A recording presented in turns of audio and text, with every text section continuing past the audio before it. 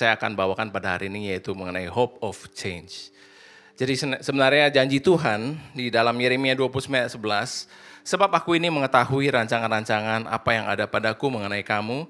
Demikianlah firman Tuhan, yaitu rancangan damai sejahtera dan bukan rancangan kecelakaan untuk memberikan kepadamu hari depan yang penuh harapan. Janji Tuhan ini berlaku buat kita semua, tidak terkecuali. Namun saya melihat ketika seseorang itu sudah begitu tenggelam di dalam permasalahannya, dia lupa dan bahkan dia mempertanyakan, benar gak sih Tuhan janji kayak gitu sama saya? Kok yang saya lihat bukannya hidup yang berkelimpahan, tapi yang saya lihat dan yang saya alami, kok kayak neraka di bumi? Mana hidup kelimpahan yang Tuhan janjikan kepada saya? Ada nggak di antara kita yang ngalamin hal seperti itu? Kalau ada nggak usah angkat tangan Bapak Ibu, nanti japri aja, konseling aja sama kami ya. Karena banyak sekali yang seperti itu dan saya melihat luar biasa. Mereka semua bertanya-tanya, sampai satu titik banyak yang frustasi. Janji Tuhan ada lagi di Ulangan 30 ayat 15 sampai 16. Ingatlah, aku menghadapkan kepadamu pada hari ini kehidupan dan keberuntungan, kematian dan kecelakaan. Karena pada hari ini aku memerintahkan kepadamu untuk mengasihi Tuhan Allahmu dengan hidup menurut jalan yang ditunjukkannya dan berpegang pada perintah, ketetapan dan peraturannya supaya engkau hidup dan bertambah banyak dan diberkati oleh Tuhan Allahmu di negeri kemana engkau masuk untuk mendudukinya. Ini janji yang Tuhan berikan kepada bangsa Israel ketika mereka akan memasuki tanah perjanjian, itu tanah Kanaan. Mereka mengalami kesesakan yang begitu menyesakkan selama 40 tahun, mereka jadi budak. Selama 40 tahun tidak punya hak hidup, tidak bisa beli apa-apa. Dan akhirnya Tuhan menjanjikan kepada mereka, kamu akan masuk dalam tanah Kanaan dan kamu akan diberkati. Janji itu juga berlaku kepada kita semua sebenarnya. Dan janji ini Tuhan bicara secara pribadi kepada saya. Saya ingat peristiwa ini terjadi 18 tahun yang lalu ketika saya di dalam satu pergumulan. Lalu saya tanya kepada Tuhan, Tuhan saya harus pilih yang mana? Bisnis mana yang harus saya kerjakan? Dan Tuhan menggerakkan hati saya waktu itu jam 4 pagi, saya terbangun dari tidur, saya kepanasan dan Tuhan gerakan untuk membuka Alkitab. Dan pas saya buka, pas di kitab Ulangan ini. Dan saya melihat selama 18 tahun sudah berlalu, saya melihat janji Tuhan itu perlahan-lahan mulai digenapi di dalam kehidupan kami.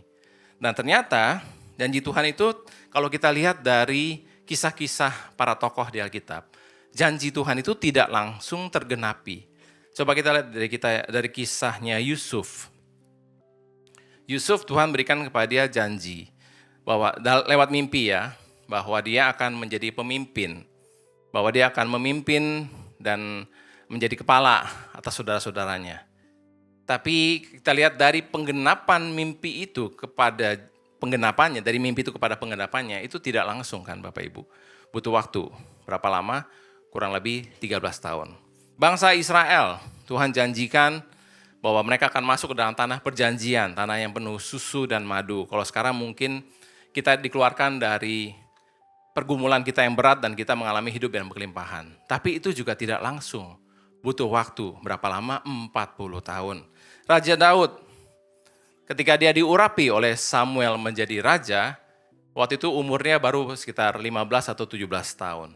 Dan besoknya dia tidak langsung jadi raja. Butuh waktu juga sampai akhirnya dia menjadi seorang raja di usia yang kurang lebih 30 tahun. Jadi Tuhan itu suka proses, Bapak Ibu. Tuhan itu tidak pernah lalai akan janjinya, namun apakah yang menjadi penghalang belum tergenapinya janji Tuhan di dalam kehidupan kita? Kira-kira apa Bapak Ibu?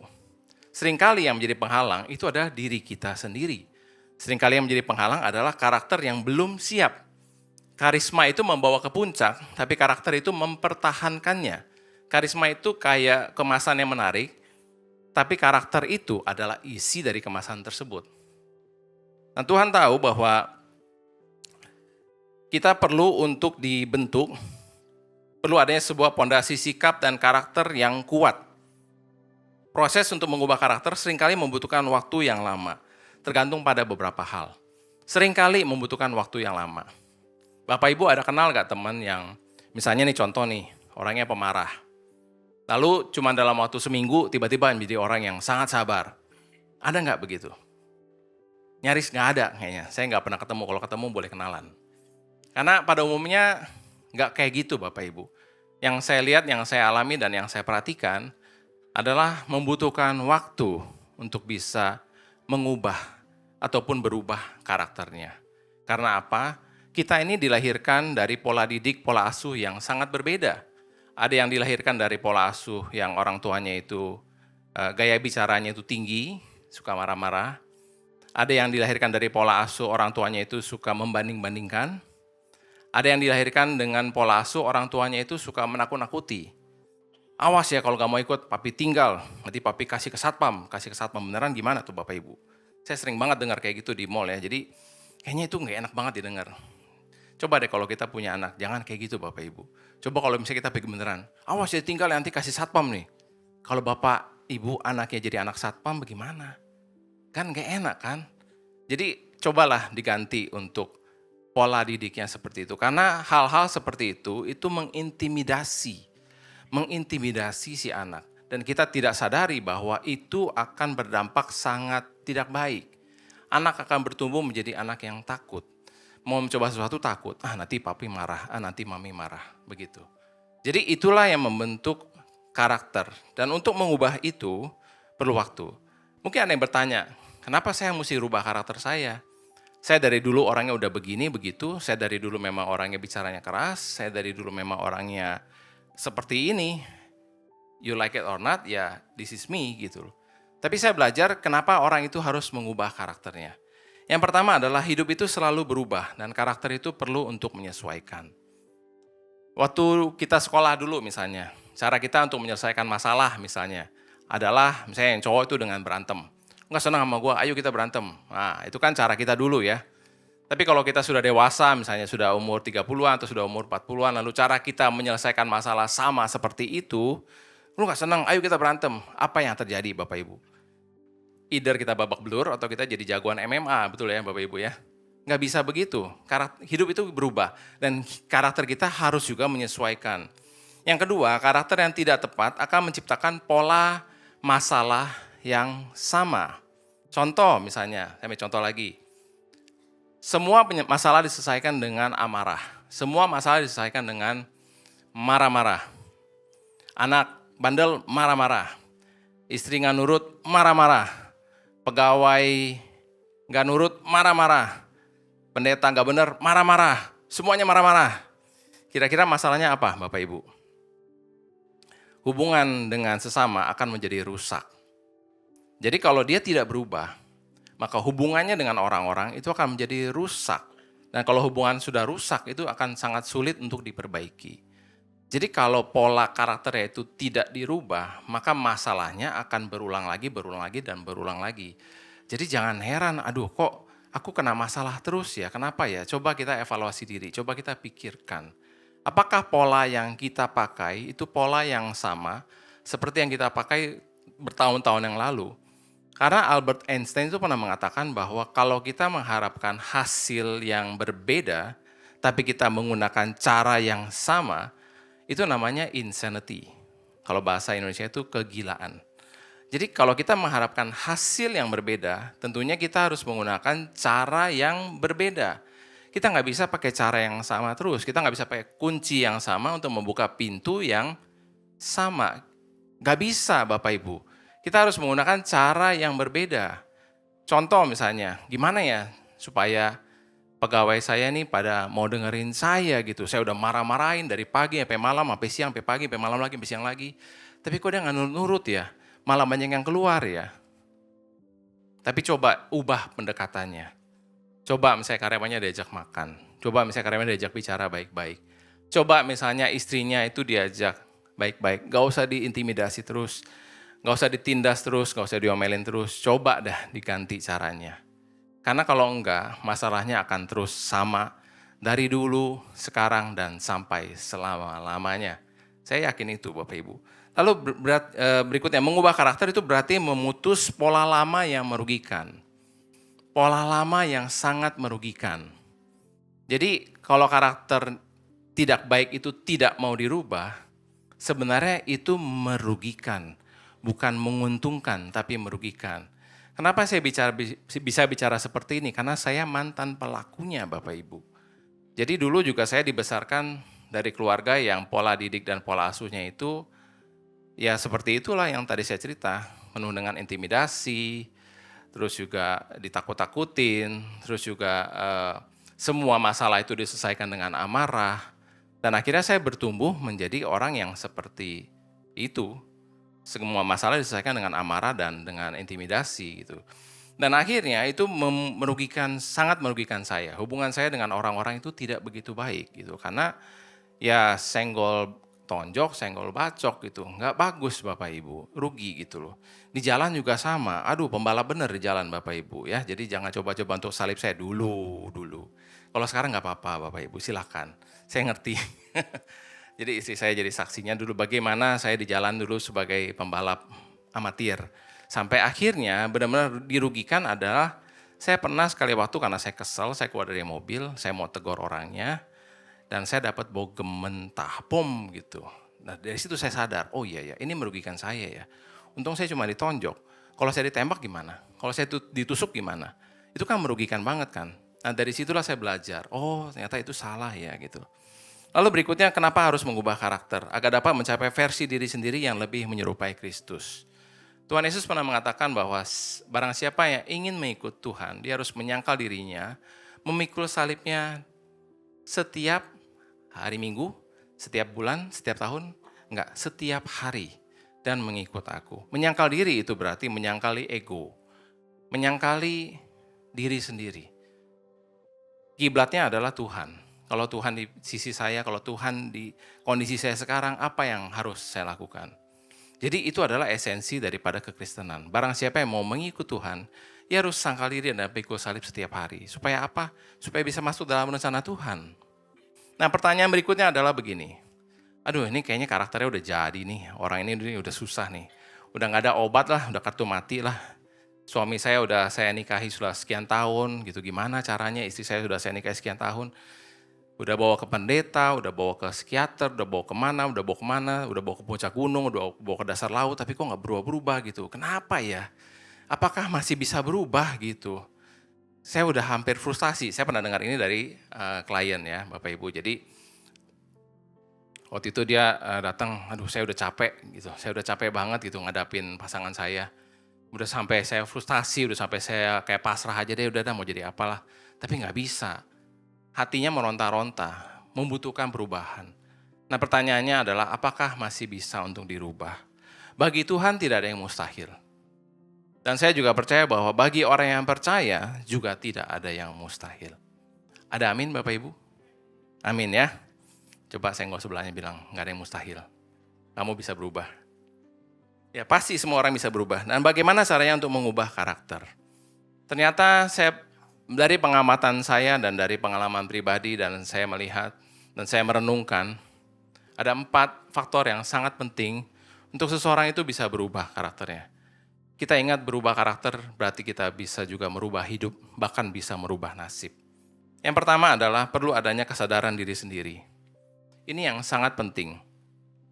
Ini yang sangat-sangat penting.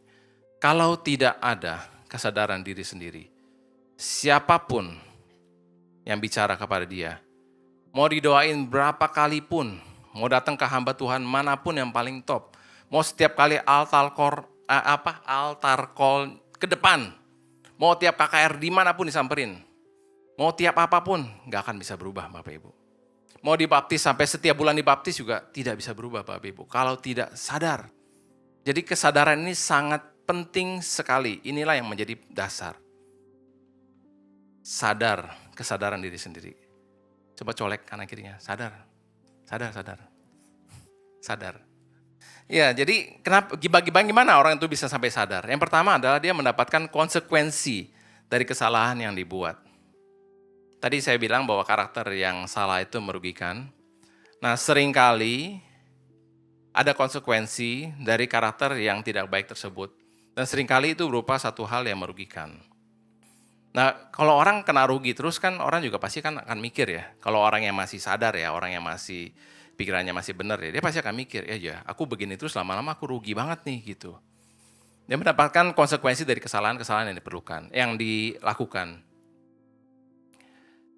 Ini harapan pertama. Kalau dia masih sadar dan dia masih ngerti bahwa ini konsekuensi akibat kesalahan yang aku lakukan, itu bagus banget. Yang parahnya lagi adalah kalau dia tidak mengerti-ngerti, bahwa dia sudah dapat konsekuensi berkali-kali dari kesalahan demi kesalahan yang dilakukan. Itu yang berat. Tapi saya percaya Tuhan yang akan bekerja nanti menaruh dalam hati kita masing-masing.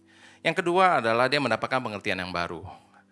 Nah, mendapatkan pengertian yang baru ini saya bersyukur sekali karena waktu itu saya berkesempatan untuk mengikuti kelas-kelas pemuridan. Dan di kelas-kelas pemuridan lah akhirnya saya mendapatkan pengertian demi pengertian yang baru. Saya Kristen dari lahir Bapak Ibu. Bahkan sebelum saya lahir, orang tua saya bernazar kalau yang lahir ini lelaki, maka satu keluarga akan dikenalkan kepada Tuhan dan satu keluarga akan dibawa kepada Tuhan. Lahir saya.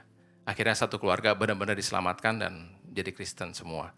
Jadi saya melihat bahwa dari kecil saya sudah dikasih tugas sama Tuhan menyelamatkan keluarga. Namun meskipun seperti itu, kenapa kok karakternya tuh gak seperti Kristus gitu? Kenapa seperti itu? Lama banget buat saya untuk menyadari bahwa apa yang saya kerjakan itu salah, apa respon saya itu salah. Sampai akhirnya saya mendapatkan pengertian yang baru di dalam kelas-kelas pemuridan. Di dalam kelas pemuridan baru diajarkan bahwa kamu selama ini mengerjakan dengan pola yang salah. Dengan cara pandang yang salah, dengan respon yang salah. Nah, kadang-kadang untuk mendapatkan pengertian seperti ini butuh orang lain. Lalu akhirnya melalui perenungan pribadi. Akhirnya seringkali malam-malam saya berpikir, iya kenapa ya begini, kenapa begitu ya. Dan Tuhan pelan-pelan mulai berbicara kepada saya untuk menyadarkan saya. Yang kedua adalah bagaimana untuk kita itu bisa berubah. Saya percaya bahwa hanya Tuhan, pertolongan Tuhan ini yang sangat penting. Tuhan itu bisa membuat kita berjalan dan kita bisa mengalami perjalanan bersama dengan Tuhan. Dan saya percaya bahwa Tuhan yang paling rindu sebenarnya kita untuk berubah. Betul ya Bapak Ibu ya. Tidak ada lain yang paling rindu selain Tuhan dan pasangan kita mungkin. Yang sangat rindu untuk kita itu berubah.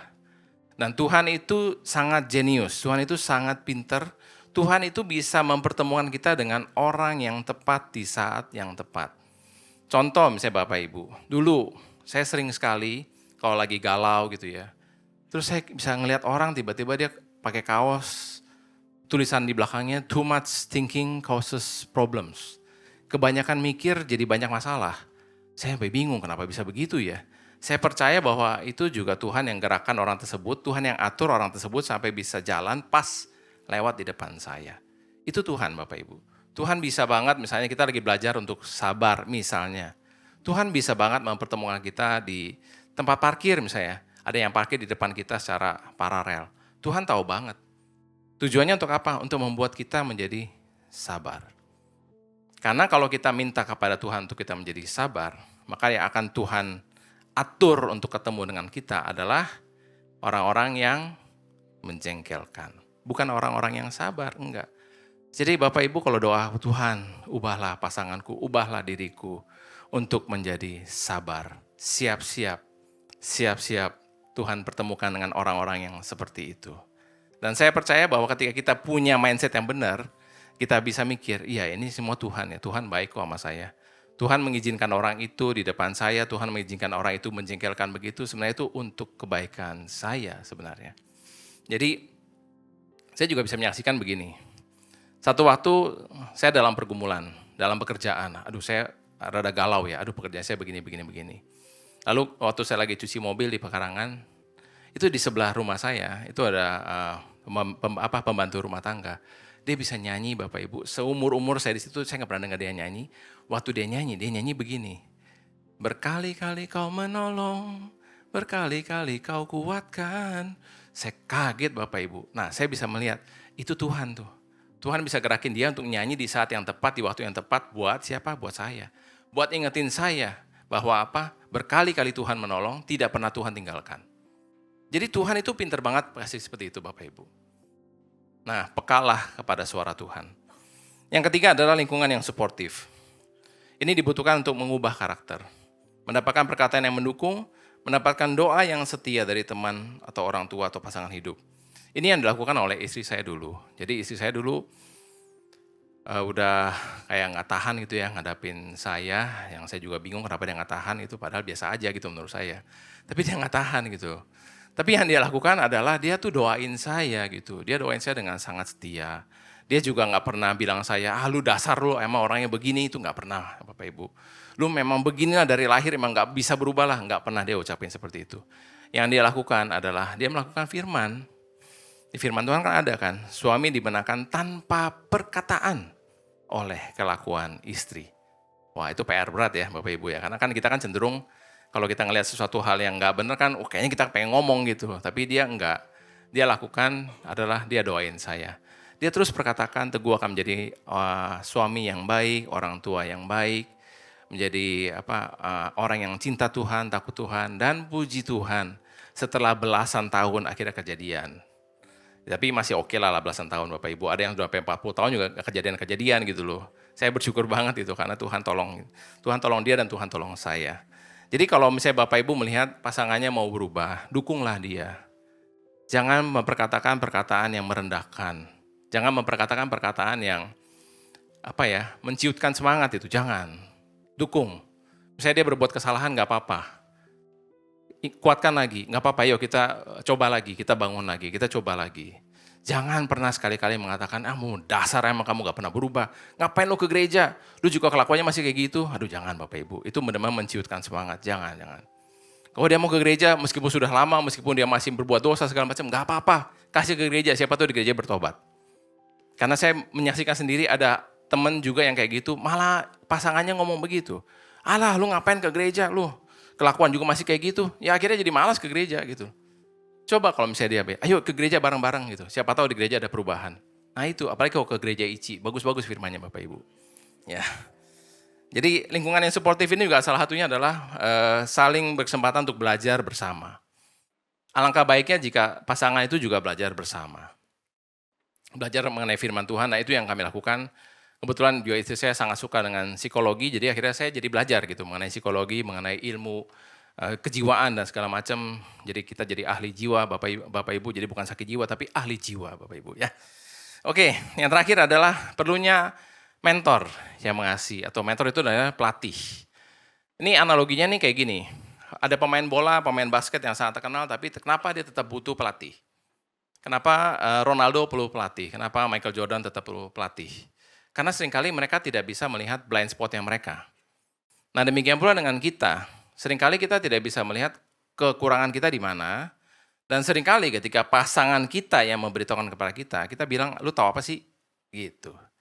Nah seringkali perlu orang ketiga yang memberitahukan kepada kita atau kepada pasangan.